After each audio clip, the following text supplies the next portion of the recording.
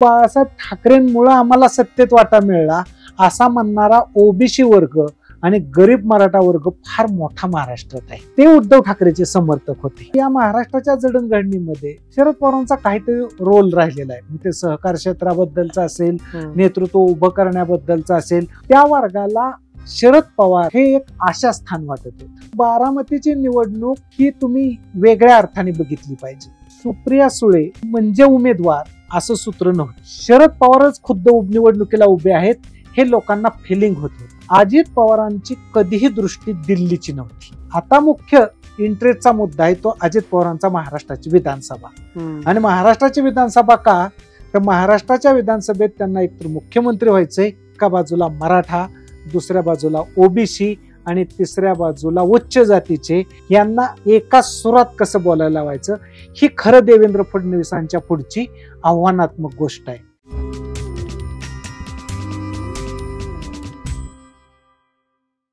Sir, आपण महाराष्ट्र राज्याकडे येऊ. महाराष्ट्र राज्याबद्दल आपण बोललेलो होतो, मराठा कॉन्फेडरेशन बोललो, 10 सीट अत्यंत चुरशीचे ते बघितल्या, त्या 10 एका साईडला बहुतांशी जातानाही बघितल्या. अनपेक्षित काहींना निकाल लागला, काहींना अनपेक्षिततेची स्केल जास्त वाटली. कदाचित एनडीए कमी राहील असं सगळ्यांनी गृहीत धरलेलं. तुमच्या काय अर्थ आहे, काय ट्रेंड्स निघतात महाराष्ट्रात? महाराष्ट्रामधला पहिला मी एक ट्रेंड तुम्हाला सांगतो की महाराष्ट्राच्या ग्रामीण भागामध्ये एकतर काँग्रेस, शिवसेना आणि शरद पवारांचे राष्ट्रवादी काँग्रेस या पक्षांचे उमेदवार विजयी झाले. आणि भाजपचं आणि त्याच्या जोडीला शिंदेचे उमेदवार कोणत्या ना कोणत्या कारणाने अर्बन भागामध्ये यशस्वी झालेत. आता त्याही अर्बन भागाचे तुम्हाला 3-4 टप्पे करावे लागतील. म्हणजे असा एकच एक टप्पा म्हणता येणार नाही. म्हणजे उदाहरणादाखल ज्याला आपण मुंबई जुनी म्हणायचो, त्या मुंबईमध्ये खरं तर 2च मतदारसंघ आहेत, परंतु एकूण त्याचा परिघ आणि परिसर जर तुम्ही बघितला तर 6 पर्यंत ते जातात. त्यातला एक मतदारसंघ निर्णायक पियुष गोयलांचा बीजेपीने घेतला. दुसऱ्या मतदारसंघात एकदम काटावरती आणि निकाल आलटून पालटून हे होऊन सुद्धा तो शिवसेनेच्या विरोधात म्हणजे उद्धव ठाकरेंच्या, परंतु 4 मतदारसंघ त्यांच्या बाजूला आले. म्हणजे हा अर्बन एरिया ला खरा अर्बन मानायचा का? तुम्ही म्हणताल असं मी का म्हणतोय, तर त्याचं कारण आहे अर्बनची आपली व्याख्या वेगळी असते आणि ह्या मुंबई केंद्रित अर्बनची व्याख्या पुन्हा तुम्हाला बदलावी लागेल. मुंबई केंद्रित अर्बन हा अतिउच्च अर्बन प्रकारचा एक पॅटर्न आहे की ज्याच्यामध्ये काही प्रमाणात मुस्लिम पण राहत आहेत. अतिउच्च अर्बन असून सुद्धा झोपडपट्टी पण आहे. आणि अतिउच्च अर्बन असताना सुद्धा त्या अर्बन लोकांमध्ये एक प्रकारचा वेगळे ट्रेंड आहेत की जे ट्रेंड तुम्हाला असे दिसतात की काही लोक भारतात पण राहतात आणि भारताच्या बाहेर पण राहतात. म्हणजे त्यांना खरं तर त्या मतदारसंघाबद्दलचं काय आत्मीयता आहे किंवा त्या राजकारणाबद्दलची आत्मीयता आहे याच्याबद्दलच्या शंका निर्माण व्हाव्यात असा तो एक बेल्ट की 6 मतदारसंघांचा क्रिएट होतो अर्बनचा. परंतु तो आता उद्धव ठाकरेंच्या नियंत्रणाखाली आलाय. त्यानंतर दुसरा टप्पा सुरू होतो अर्बनचा. दुसरा टप्पा मी असं म्हणेल की तो ठाणे केंद्रित आहे. तर ठाणे केंद्रित का, तर तो खरा अर्बन म्हणता येईल, कारण तिथं सगळी उद्योग व्यवस्था आली, ती सेवा सेक्टर तिथंच आलं, मोठे उद्योग तिथंच आले. या सगळ्या उद्योग व्यवस्थेवरती नियंत्रण कोणाचं, तर मुख्यमंत्री म्हणून शिंदेचं एक नियंत्रण आहे, भाजपचं पण नियंत्रण आहे. आणि आपण जर ह्याची जागा ठाण्याचीच बघितली की आपलं कल्याणची, तर ती जागा भाजपला पण पाहिजे होती आणि मोदीनिष्ठ व्यक्तींचा समूह त्या पट्ट्यामध्ये भरपूर होता. हे असून सुद्धा त्या बेल्टमध्ये तुम्हाला असं दिसतं एकटा भिवंडी वगळता सगळे मतदारसंघ बीजेपीने आणि शिंदे गटाने जिंकून घेतलेले आहेत. म्हणजे त्या शहरीकरणापेक्षा हे शहरीकरण वेगळं आहे आणि या शहरीकरणामध्ये ह्यांना यश आलेलं आहे. आणि भिवंडीचा थोडा भाग वेगळाच होता, त्याच्यामुळे तो काय शहरी म्हणून सुद्धा आपण फार काय ह्यात घालू शकत नाही.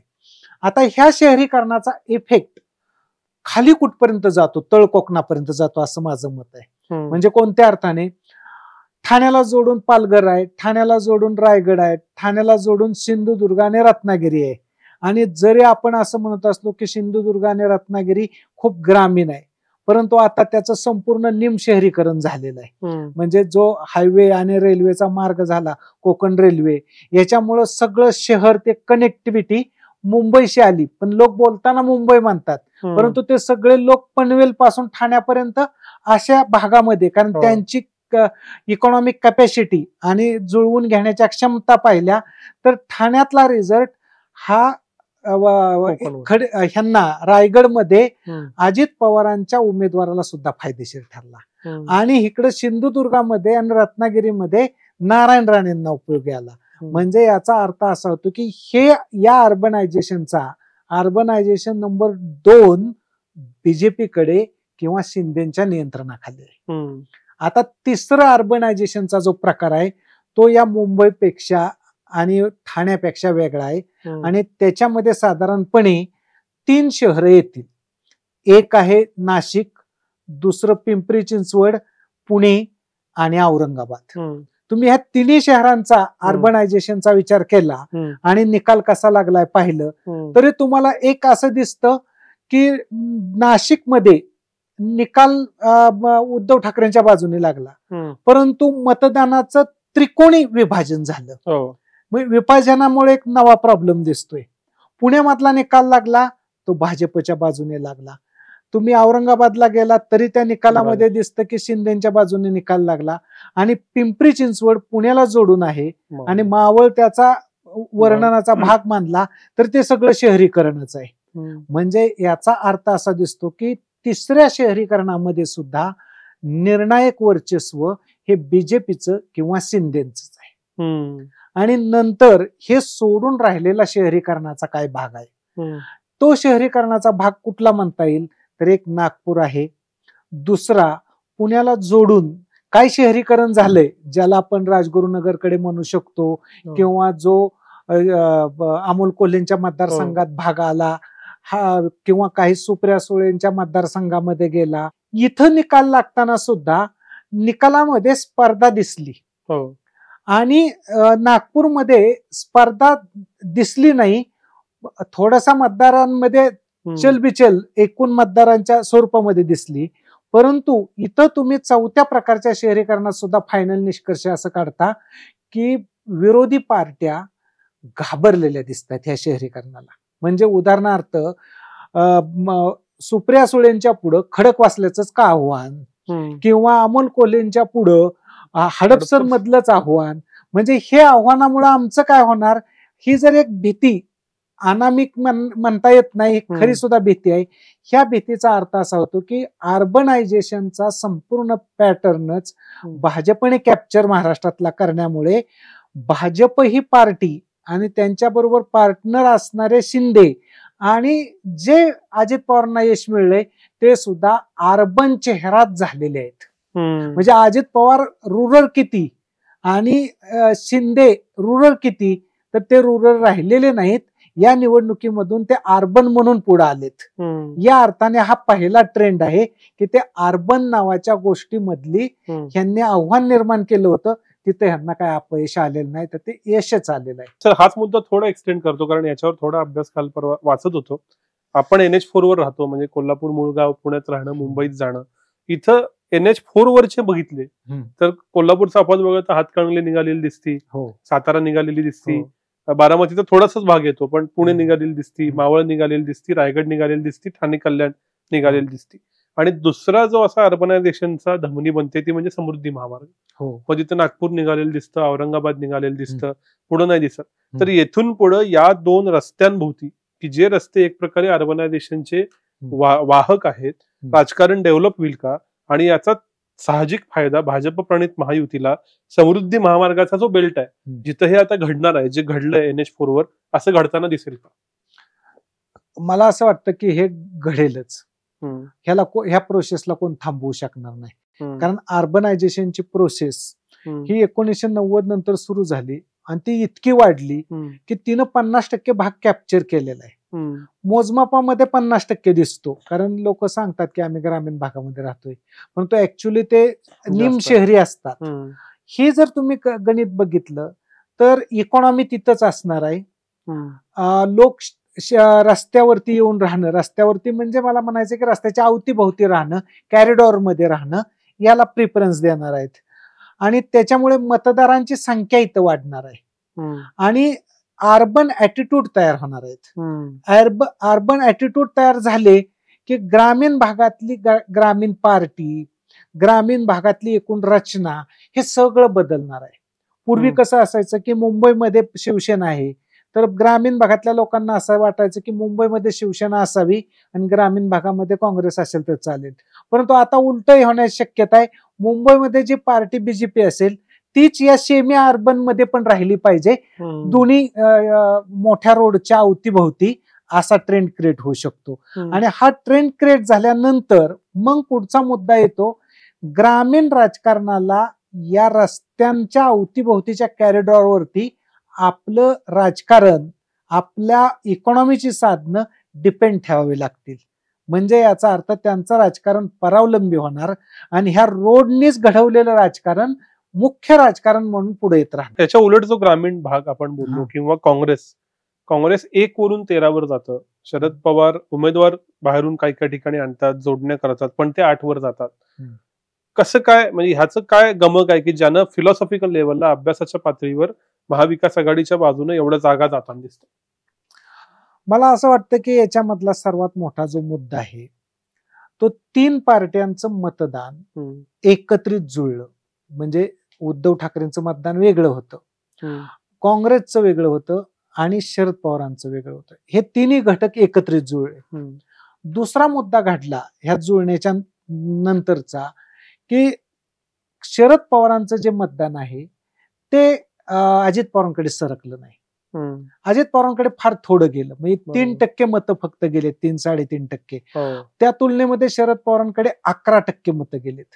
म्हणजे तिप्पट मतदान शरद पवारांकडे गेलं. म्हणजे शरद पवारांना हे जे यश मिळलं मतं वळवण्यात मध्ये, त्याचं एक कारण आहे. बरोबर. त्याच्यानंतर तिसरं एक महत्वाचं कारण आहे की जी गोष्ट महाराष्ट्राच्या जिव्हेरी लागली होती की 2 पार्ट्या फुटल्या गेल्या आणि त्या दोन्ही पार्ट्यांचे संस्थापक हे इथले लोकल होते, म्हणजे रिजनल याच महाराष्ट्रातले. आणि महाराष्ट्रामध्ये त्यांनी काहीतरी एकेकाळी चांगली काम केलेलं होतं. म्हणजे उदाहरणार्थ बाळासाहेब ठाकरेंच्या बद्दल वाद आणि मतभिन्नता अनेक असतील, परंतु बाळासाहेब ठाकरेंमुळे आम्हाला सत्तेत वाटा मिळाला असा म्हणणारा ओबीसी वर्ग आणि गरीब मराठा वर्ग फार मोठा महाराष्ट्रात आहे आणि ते उद्धव ठाकरेचे समर्थक होते. त्याच्यानंतर शरद पवारांच्या बद्दलचा मुद्दा हा होता की या महाराष्ट्राच्या जडणघडणीमध्ये पाक 1962च्या नंतर महाराष्ट्र निर्माण झाल्यापासून शरद पवारांचा काहीतरी रोल राहिलेला आहे. मग ते सहकार क्षेत्राबद्दलचा असेल, नेतृत्व उभं करण्याबद्दलचा असेल, पॉलिसीच्या मेकिंग बद्दलचा असेल, त्या वर्गाला शरद पवार हे एक आशास्थान वाटत होतं.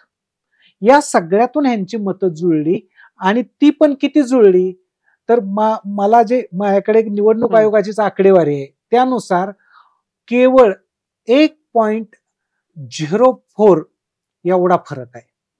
आता 1.04 हा जो फरक आहे हा कुठेही शिफ्ट होऊ शकतो. त्याच्यामुळे आजच्या घडीला जागांमध्ये असं दिसतंय की महाविकास आघाडी पुढे गेली, काँग्रेस 1 नंबरचा पक्ष म्हणून पुढे आला, परंतु या 1% आणि 0.4% मध्ये केवळ निम्माच फरक झाला. तरी ते समसमानवरती येईल किंवा समसमान झाल्यानंतर कुणाच्या जागा येतील आणि कुणाच्या पडतील हे कोणच गणित सांगू शकत नाही. म्हणजे याचा अर्थ असा होतो की निकालाने दिलेलं चित्र आणि वस्तुस्थितीत ग्राउंड जे आहे ते पूर्ण डिफरंट आहे असं दिसतं. तर हेच आम्ही विधानसभा वाईज बघितलं की काय नक्की घडलंय. तर जरी आपण असं पकडलं की 31-17 झालंय कारण विशाल पाटलांनी महाविकास आघाडीला पाठिंबा दिला, तरी विधानसभात मात्र 155 जागी महाविकास आघाडी पुढे आहे आणि 127 जागी महायुती पुढे आहे आणि 1-2 ठिकाणी अपक्ष पुढे आहेत. म्हणजे ज्या गतीनं तुम्ही जे म्हणालात मतं टक्क्याच्या बाबतीत तेच विधानसभेत दिसतं की याचा अर्थ असा घ्यायचा का की विधानसभेला ग्राउंड वाईड ओपन आहे आणि इथं काही घडू शकतं? हा, विधानसभेची निवडणूक अजूनही खुल्ली आहे आणि विधानसभेची निवडणूक अशी क्लोज झालेली नाही की ती एकाच बाजूला झुकेल किंवा कुणाला तरी मिळवता येईल. आणि त्याचं आत्ताच्या टक्केवारीवरती मी जात नाही, माझं जे खूप दिवसांपासूनच एक गणित आहे ते मी असं सांगत असतो की एक विधानसभा आणि गेल्या 50 वर्षामध्ये श्रीमंत समतोल पातळीवरती श्रीमंत झालेले 5-6 घरं असतात. त्या 5-6 घरांना त्यांची श्रीमंती ही प्रतिष्ठेचं लक्षण वाटत नाही. त्यांना असं वाटतं की विधानसभेत निवडून येणं म्हणजे खरी प्रतिष्ठा आहे. म्हणजे त्यांना सत्तेपेक्षा खरी प्रतिष्ठा त्यात वाटते. हे जे प्रतिष्ठा त्या सत्तेत बघतायत ते या पक्षांपैकी कोणत्या तरी पक्षाच्या बाजूने उभे राहतात. मग अशा वेळेस सर्वांकडे समान मतं असतील तर 2 घरांचं एकत्रीकरण कोण करू शकतो, 2 घरांना एकाच पार्टीच्या व्यासपीठावरती कोण आणू शकतो, ती पार्टी यशस्वी होते. आणि मला असं वाटतं की जेव्हा आता दिल्लीत सरकार भाजपचं तयार होणार तेव्हा दिल्लीच्या क्षमता आणि दिल्लीकडून मिळणारा हात यावरती आधारे सुद्धा काही घरं म्हणजे श्रीमंत घरं ज्यांना राजकीय आकांक्षा आहेत अशी घरं ही त्याच्याकडे वळण्याची शक्यता असते.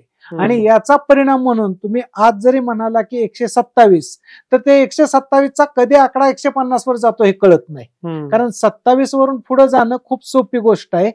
या अर्थाने तुम्ही बघायला गेला तर ही निवडणूक पूर्णपणे खुली आहे. त्याच्यामुळे ते कुणीकडे पण जाऊ शकते. आणि अजून 3-4 महिने असल्यामुळे आताच तिच्याबद्दलचं प्रेडिक्शन करून एका बाजूने भाकीत करणं हे पूर्ण रॉंग ठरू शकतं. बरोबर. सर 2 निष्कर्ष या लोकसभेच्या निकालातून काढता येतील का? एक, एकनाथ शिंदेचं बंड जनतेनं मान्य केलं कारण जवळपास निम्म्या जागा दिल्या. जे अपेक्षित होतं की निम्म फुटेल, किंबहुना त्याचा वैचारिक धागा सेम होता का? आणि या उलट अजित पवारांचं बंड मात्र सपशेल फसलं कारण 3 आणि 11 याच्यात मतं तर कुठेच शिफ्ट होताना दिसत नाही. मला असं वाटतं की पहिल्या प्रश्नाचा आधी उत्तर सांगतो की अजित पवारांचं बंड फसलं असं मी नाही म्हणणार. मी असं का म्हणतोय ह्याचं तर्कशास्त्र आहे. अजित पवारांचा कोणत्या गोष्टींवरती विश्वास होता हे तर्कशास्त्र तपासलं पाहिजे. तर पहिला त्यांचा विश्वास होता तो म्हणजे त्यांची लिडरशिप ही विकासाची लिडरशिप आहे. आणि अनेक लोक अजूनही अजित पवार बोलतात ते करतात असं लोकांना वाटत राहतं, फिलिंग होत राहतं. आणि ह्या गोष्टीच्या जोडीला दुसरा मुद्दा येतो तो म्हणजे कोणता, त्यांच्याकडे इलेक्ट्रोल मेरिट आहे. आता हे इलेक्ट्रोल मेरिट त्यांचं बारामतीमध्ये कामाला आलं नाही.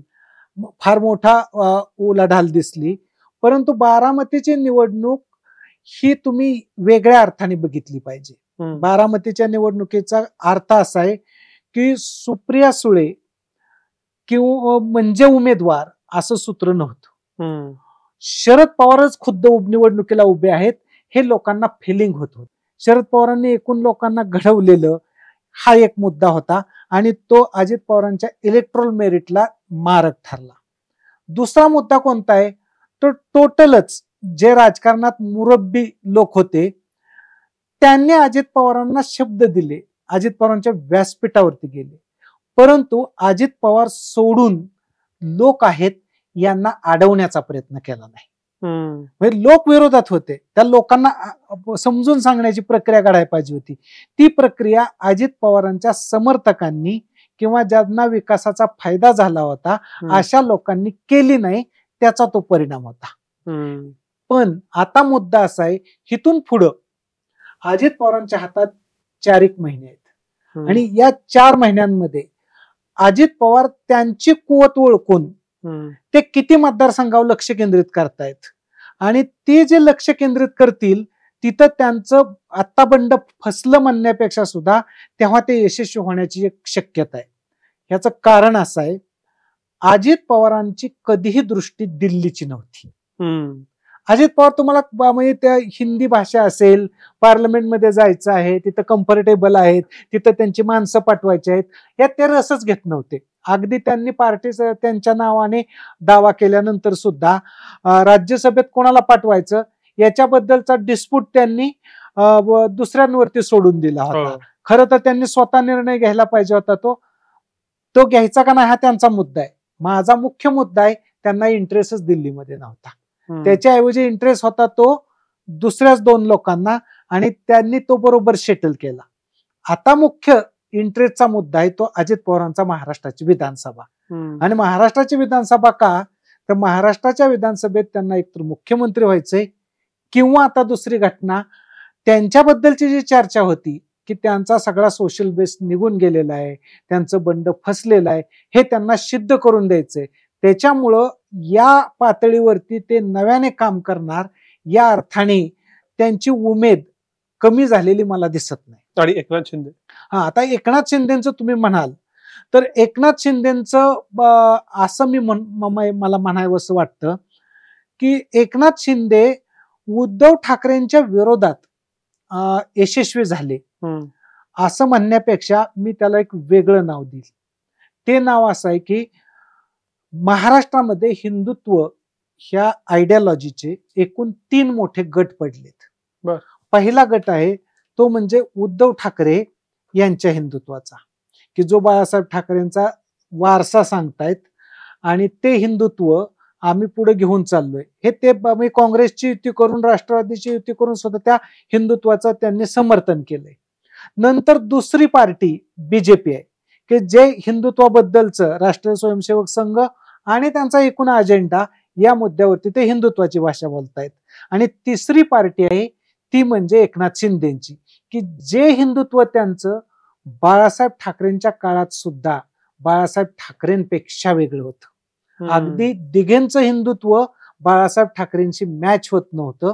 फक्त दिघे आणि बाळासाहेब ठाकरे यांच्यामध्ये काही तडजोडी झालेल्या होत्या किंवा संमती होती, परंतु दिघे म्हणतील तसे उमेदवार बाहेर ग्रामीणला सुद्धा निवडून यायचे. म्हणजे पालघरमध्ये एसटीचा उमेदवार निवडून यायचा तेव्हा त्या उमेदवाराला कोण शिवसेना ही नीट माहित नसायची, परंतु त्यांना कोणी तिकीट दिलं तर ते दिघेंनी दिलं.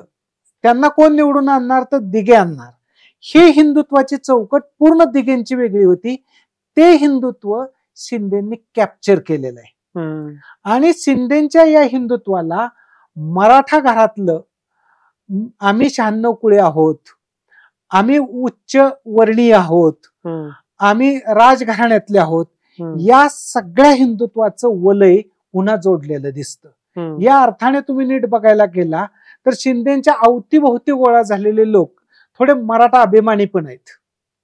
आणि त्यांचं हे दिघे प्रणित हिंदुत्व आणि हे मराठा प्रणित हिंदुत्व या दोघांना पॅचअप केल्यामुळं शिंदेच्या मतांची टक्केवारी आणि जागा निवडून येण्याचं प्रमाण थोडं जास्त दिसतं.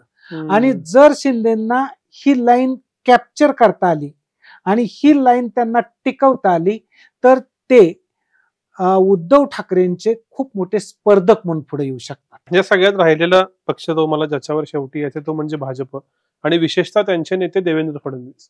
जशी ही लढाई शरद पवारांनी लढली, अजित पवारांनी लढली, उद्धव ठाकरेंनी लढली, तशी फडणवीसांनी लढली. 118 एक सभा घेतल्या.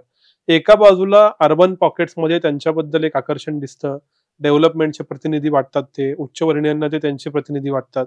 ह्याच्या उलट ग्रामीण महाराष्ट्रामध्ये त्यांच्याबद्दल राग दिसतो आणि तो कित्येक ठिकाणी पराकोटीचा गेलेला दिसतो.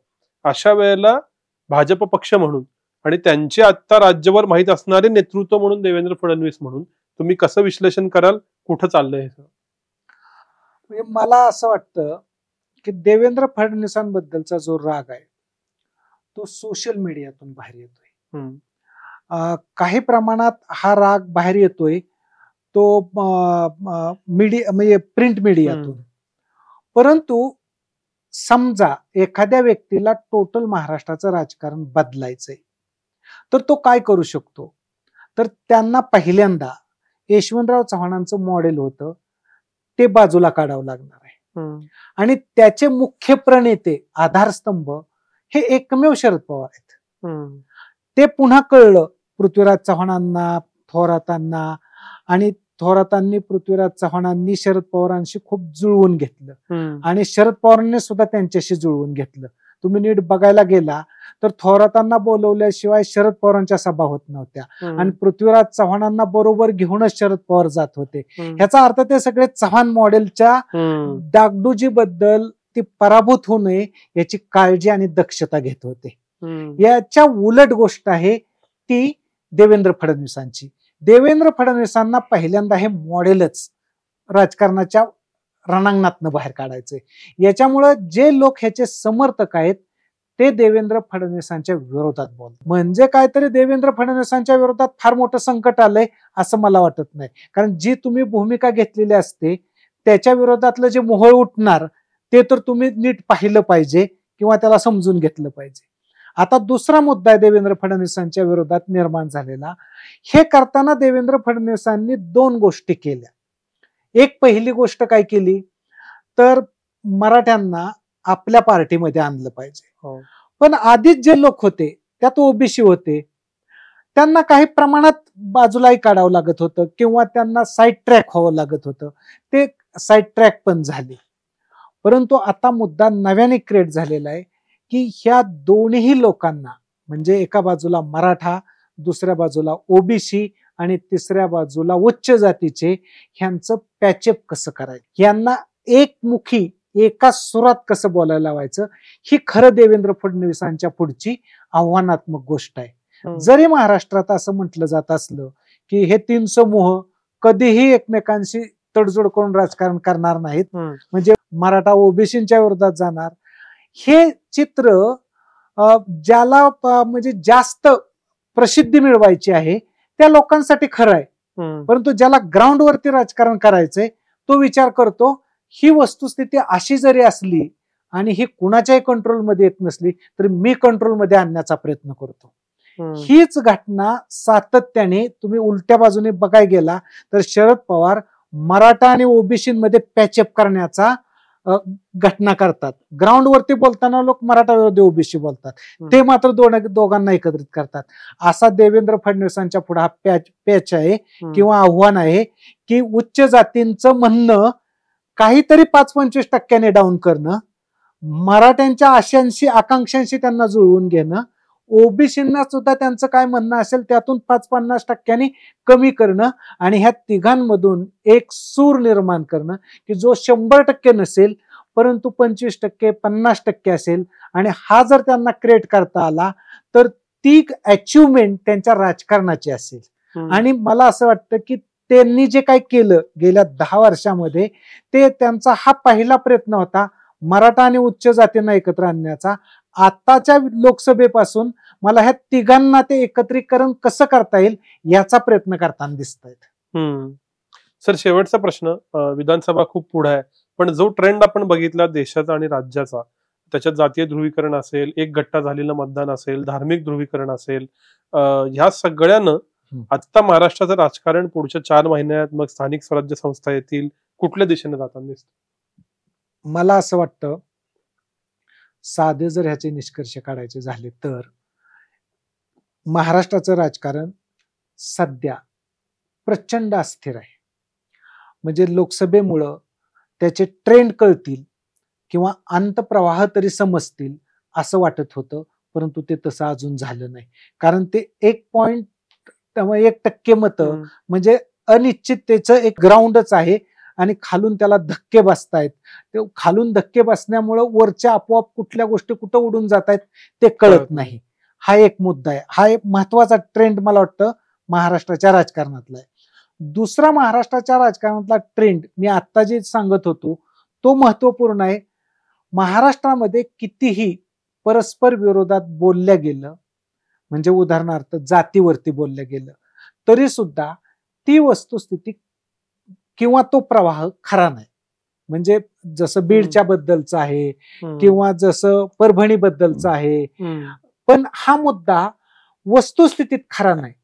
याच्यापेक्षा वेगळं गणित आहे की जाती या वेगवेगळ्या पक्षांमध्ये विभागल्या गेल्या. म्हणजे जसं मी माझं म्हणणं होतं त्याप्रमाणे मराठा उमेदवार भाजपचं पश्चिम महाराष्ट्रात सुद्धा पुणे आणि साताऱ्यामध्ये निवडून आले. ह्याचा तुम्ही असा निष्कर्ष काढू शकत नाही की मराठे भाजपच्या विरोधात गेलेत. आणि दुसरा मुद्दा की ज्याला आपण दिंडोरीचा उमेदवार कोळी समाजाचा म्हणतो तो निवडून आल्यामुळे तिथले लोक ओबीसी विरोधात बीजेपीच्या गेलेत असाही निष्कर्ष काढता येत नाही. कारण मुळातच महाराष्ट्राला एक कोळी समाजाचा जुना वारसा आहे आणि त्या पट्ट्यामध्ये तर कोळवण नावाचा शब्द जुना फेमसच आहे.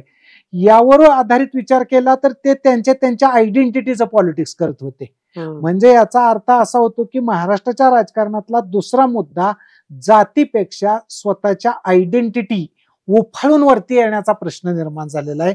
आणि याला कंट्रोल कसं करायचं, म्हणजे आरक्षणाचा मुद्दा असेल, जातीचा मुद्दा असेल, परंतु याच्या पलीकडे एक आयडेंटिटीचा प्रश्न आहे. आणि तो आयडेंटिटीचा प्रश्न हा त्यांच्या दैनंदिन लाईफ मधल्या अस्मितांचा आहे. आणि या मुद्द्यावरती महाराष्ट्राचं राजकारण अजूनही स्पर्धेत आलेलं दिसतं. आणि तिसरा मुद्दा जो महाराष्ट्राच्या राजकारणातला अत्यंत राजकारणालाच वेगळी कलाटणी देऊ शकतो, इकॉनॉमी सगळी एक 2 ते 3 शहरांमध्ये एकवटलेली आहे. म्हणजे मुंबईमध्ये, पुण्यामध्ये, ठाण्यामध्ये. ह्याच्या बाहेर गेला तर तो महाराष्ट्र कसल्या प्रकारचा महाराष्ट्र आहे आणि त्याच्याकडे किती इकॉनॉमी आहे आणि तो खरंच स्पर्धा करू शकतो का. आणि ग्रामीण भागातल्या या किंवा निमशहरी भागातल्या उमेदवारांना स्पर्धा करायची असली तर हे पैसे कुठून आणणार. म्हणजे याचा अर्थ सगळा काय झाला की अर्बन भागावरती रुरल भाग, निमशहरी भाग अवलंबून आहे. म्हणजे याचा अर्थ असा झाला, अर्बन मध्ये भाजप डॉमिनंट असेल, शिंदे डॉमिनंट असतील किंवा अजित पवारांची पार्टी रायगडमध्ये असेल तर त्यांना ग्रामीण भागामधलं राजकारण करण्यासाठी इकॉनॉमी नावाचं एक साधन उपलब्ध आहे. त्याच्यामुळे सुद्धा राजकारणात एक वेगळा ट्रेंड क्रिएट होणार आहे. म्हणजे राजकारण घडवणारा घटक अर्बन असेल, राजकारण मात्र घडलं जाईल ग्रामीण भागामध्ये. नेता दिसताना दिसेल ग्रामीण भागातला, परंतु अर्बन चेहरा असणार असेल. असं काहीतरी उलट सुलट आजच्या घडीला या लोकसभेतून पुढे आलेला ट्रेंड दिसतोय. तर तुमचे खूप खूप आभार. खूप गोष्टी ओपन आहेत, खूप घडत जाणार आहे, त्यावेळी त्याबद्दल बोलूच. पण आज इथंच थांबू. धन्यवाद. धन्यवाद.